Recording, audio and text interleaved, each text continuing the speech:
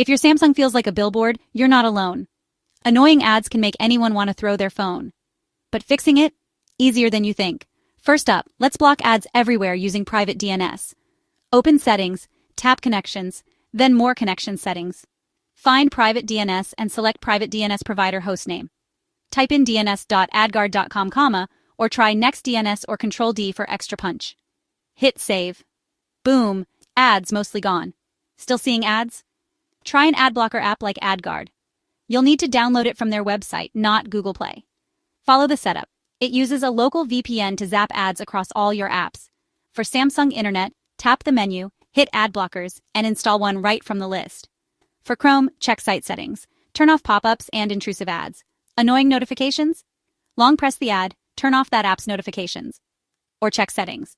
Apps and shut them down. Quick recap. Use private DNS, try an ad blocker, tweak browser settings, and block noisy apps.